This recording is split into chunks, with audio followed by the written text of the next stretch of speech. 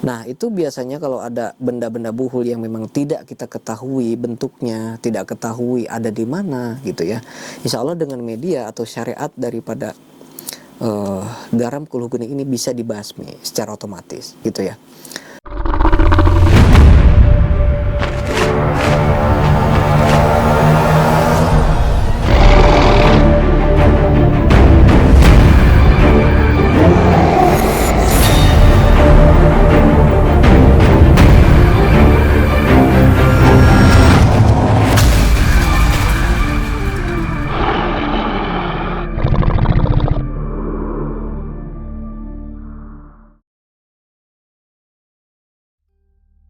Assalamualaikum warahmatullahi wabarakatuh. Ketemu lagi dengan saya Ki Bagus Purwas. Salam spiritual. Apa kabar sedulur semua? Semoga semuanya selalu dalam keadaan sehat walafiat dan selalu diberikan rezeki yang banyak oleh Allah Subhanahu wa taala. Amin ya Allah ya rabbal alamin. Jadi sedulur, pada video kali ini saya kembali lagi hadir untuk menemani sedulur semua. Kita akan kembali lagi membahas tentang dunia spiritual, dunia supranatural, dan juga dunia ilmu kegoiban. Nah, sedangkan pembahasan pada video kali ini itu adalah kita akan membahas sesuatu media yang cukup bagus ya untuk kita bahas. Apa itu? Ini ya. Ini adalah garam kulhugeni namanya. Nah, ini kenapa saya bilang cukup bagus? Tentu saja ya, karena ini memang cukup bagus dan menarik. Garam kulhugeni ini kenapa dinamakan garam kulhugeni? Karena memang untuk proses pembuatannya ini menggunakan ajian kulhugeni, yaitu dua versi ajian kulhugeni.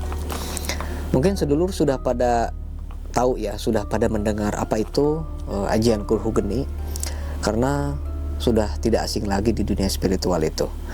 Sedangkan mungkin banyak yang tahu tapi jarang orang yang punya. Kenapa bisa begitu? Karena ajian kulhugeni ini yang versi kejawen ya, sama versi hikmah, itu tirakannya sangat sulit. Proses ritualnya atau puasanya itu cukup panjang dan melelahkan. Jadi banyak orang yang tidak kuat, banyak orang yang tidak mampu untuk menjalankannya. Nah, itu kenapa saya sebutkan bahwa ajian kulhugeni ini jarang ada yang punya. Begitu. Nah, sedangkan ajian kulhugeni itu mempunyai manfaat yang sudah terkenal, yaitu untuk membakar jin gitu ya. Garam kulhugeni ini itu insya Allah diritualkan dan diisi dengan ajian kulhugeni itu. Nah, selain untuk membakar jin, apalagi sebenarnya ajian kulhugeni itu manfaatnya, yaitu untuk membakar jin. Untuk ajiannya ya, itu biasanya digunakan untuk bagi orang yang sering ketempelan gitu ya. Misalnya ada sosok makhluk halus yang ikut di tubuhnya, maka bisa dibersihkan atau dibakar gitu ya, supaya minggat gitu si makhluknya ini. Dan ya intinya yang berhubungan dengan dunia goib ya seperti pembakaran makhluk halus, pengusiran makhluk halus, penetralisiran energi negatif, dan masih banyak lagi. Tapi perlu digarisbawahi, banyak orang yang salah paham bahwa katanya ajian kulhugeni atau ilmu kulhugeni itu bisa untuk membakar kertas atau tisu katanya gitu ya. Ya bagus, apakah benar ajian kulhugeni bisa untuk membakar kertas atau tisu gitu ya? Saya bilang, wah itu nggak ada ajian kulhugeni yang seperti itu. Justru ajian kulhugeni itu untuk membakar makhluk halus, bukan untuk membakar tisu gitu ya. Buat apa sih sebenarnya membakar tisu itu ya? Bau juga kan kalau kita bakar itu, buat apa? Masa kita mau bakar-bakarin tisu sama kertas gitu ya? Nanti apa gunanya korek gitu. Nah ini, sedangkan ajian kulhugeni ini bukan untuk hal seperti itu. Meskipun ada mungkin ya hanya trik gitu ya. Meskipun ada ajian kulhugeni yang bisa digunakan untuk membakar tisu, mungkin itu menggunakan alat khusus yang bisa membakar tisu tersebut gitu ya. Jadi nggak ada manfaatnya. Buat apa? Untuk nolong orang gimana? Nanti kalau bisa seperti itu ya nanti orang-orang pada kebakar dong. Kalau buat main-main ya tentu nanti bisa bahaya juga. Kalau bakar-bakar tisu di mana-mana, bakar kertas di mana-mana, bahaya. Nah, justru itu ajian kulhugeni justru malah digunakan untuk membakar makhluk halus, yang usil, yang jahil, yang kafir, dan lain sebagainya. Nah itu ya sedikit pembahasan singkat tentang ajian Kulhu Geni. Nah, di dalam garam ini sudah kita selaraskan dengan dua macam ajian Kulhu Geni, yaitu yang versi hikmah, yang satu lagi versi kejawen gitu ya. Ada dua versi yang kita selaraskan ke dalam garam ini. Nah, garamnya pun juga sudah kita ramu. Biasanya kan garam itu warnanya kan putih ya, warnanya putih biasanya. Duh, ini susah ini fokusnya. Nah, kalau yang ini warnanya hijau. Garam yang ini warnanya hijau, oh ya, hijau kecoklat-coklatan. Ini sudah kita campur dengan beberapa bahan alami dari dedaunan juga, sama ada satu minyak khusus yang saya masukkan ke dalam garam ini, sehingga bukan sekedar garam biasa, tapi sudah kita masukkan juga rempah-rempah juga ke dalamnya. Nah, plus ditambah dengan pengisian atau penyelarasan dari dua ajian Kulhu Geni yang saya sebutkan tadi, begitu. Sebenarnya ada beberapa lagi, ada beberapa amalan-amalan yang yang kami masukkan, karena kita kan ada beberapa orang juga dalam ritual pembuatan garam ini, bukan saya sendiri, tapi ada beberapa tim juga, yang ada satu tim yang membuat garam ini. Nah, sedangkan prosesnya itu saya kira sekitar kurang lebih 20 hari kalau nggak salah, 20 hari atau sekitar 1 bulanan kurang lah ya. Yaitu proses yang kita garapnya selama 20 hari, dan ini kayaknya membutuhkan waktu selama beberapa bulan gitu, saya lupa lagi. Itu nanti ada catatannya.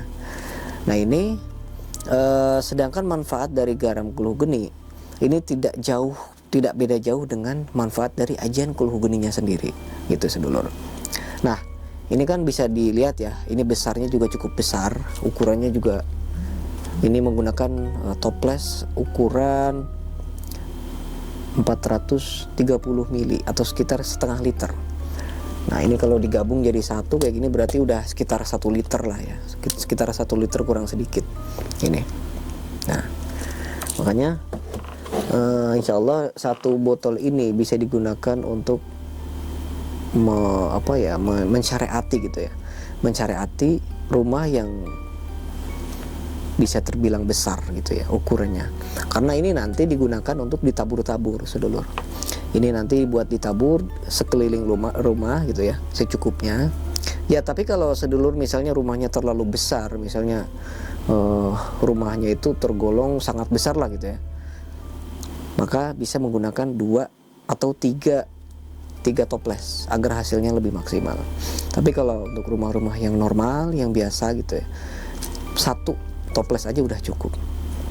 Ini nanti ditabur sekeliling rumah, dan juga untuk buat ngepel lantai juga. Nanti dicampur ke dalam 1 ember air. Nah, nanti airnya itu buat ngepel seluruh rumah. Nah, itu ya. Lalu apa sih Ki Bagus manfaatnya dari buat ngepel sama buat ditabur itu? Nah, barangkali di tempat sedulur itu misalnya terdapat buhul. Apa itu buhul? Buhul itu adalah benda santet yang dikirim oleh oknum-oknum dukun santet gitu ya. Jadi misalnya rumah sedulur itu pernah dikirim buhul atau misalnya benda santet gitu ya. Biasanya benda-benda santet itu bisa berupa apa ya? Bukan boneka santet ya. Yang saya maksudkan itu adalah buhul yang dikirim oleh dukun, itu namanya teluh.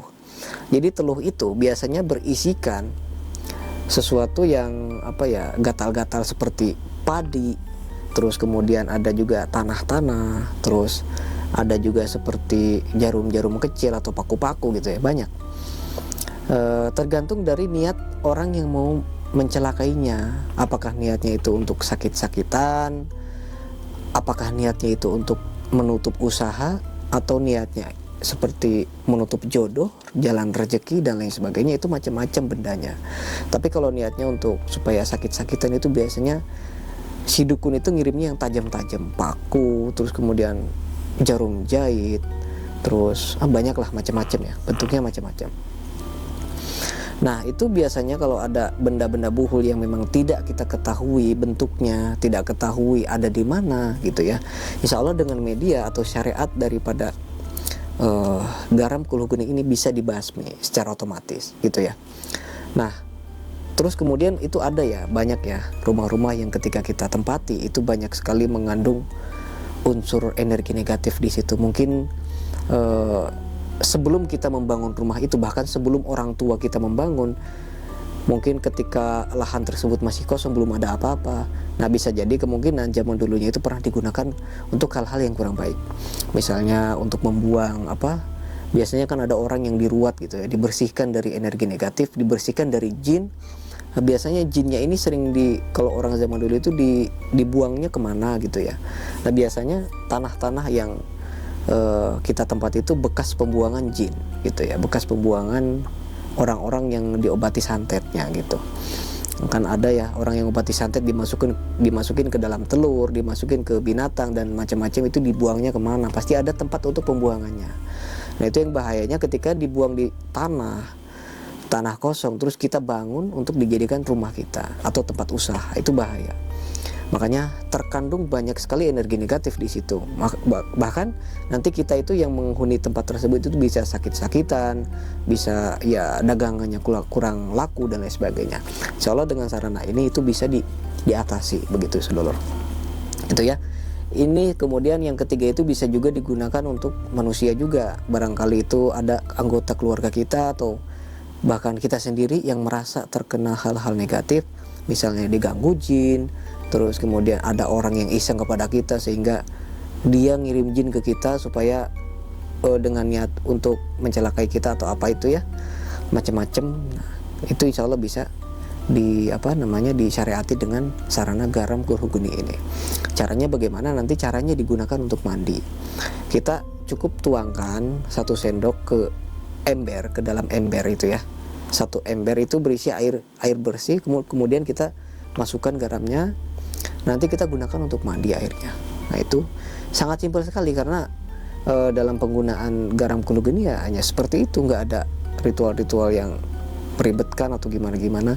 Paling kalau untuk ada sesuatu yang mungkin menurut saya agak sedikit rumit juga, ketika kita membersihkan rumah yang memang rumah tersebut itu terdapat sarang makhluk halus atau terdapat santet dan macam-macam teluh gitu ya. Nah, itu semua anggota keluarga kita itu harus keluar dulu, jangan ada yang di dalam rumah. Nah, ketika sudah dibersihkan 1 atau 2 jam, itu nanti bahayanya gimana? Bahayanya itu nanti biasanya makhluk-makhluk yang ada di situ itu kan pada berontak semuanya ya, pada berontak, pada kesakitan. Takutnya dikhawatirkan itu yang ada di dalam rumah itu kesurupan begitu. Makanya disarankan keluar di rumah dulu, atau ya kita boleh main di tetangga dulu gitu ya, jangan sampai ada yang di dalam rumah dulu. Itu paling yang sedikit merepotkan hanya itu aja, tapi itu pun juga untuk menjaga keselamatan kan. Nanti dikhawatirkan terdapat aura negatif yang cukup kuat, yang cukup pekat sehingga menyerang kita gitu. Nah, itu berbagai manfaat dari garam kulhugeni ini sedulur. Nah, bagi sedulur yang nantinya berminat atau ingin memahari garam kulhugeni itu, bisa nanti cek toko saya di Shopee, di Lazada, di Tokopedia, kemudian di TikTok juga ada. Nanti nama toko itu Ki Bagus Purwas ya, nanti dicari aja nama toko saya Ki Bagus Purwas. Kalau yang di TikTok itu nama toko saya Padepokan Spiritualis Funky, itu nama padepokan. Kalau untuk 1 botol garam ini nggak nyampe 150.000 ya sedulur, sekitar 100 ribuan ini 1 botolnya. Karena memang tujuan saya itu juga ya untuk beli untuk mengganti media-medianya aja yang saya keluarkan gitu ya.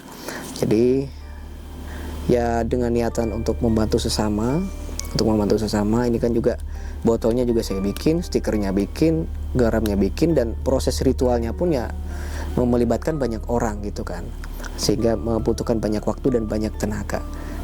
Tapi ya niat saya juga untuk membantu, jadi nggak usah mahal-mahal ya, kisaran 100 ribuan lah cocok gitu ya. Kalau sedulur harus bikin dari awal kan tentu sangat repot, harus bikin selama 1 bulan gitu ya, 1 bulan kurang lah gitu ya, tentu sangat merepotkan. Mending ini aja yang langsung jadi gitu. Nanti bisa hubungi aja ya admin saya, admin 1 atau admin 2 itu ada.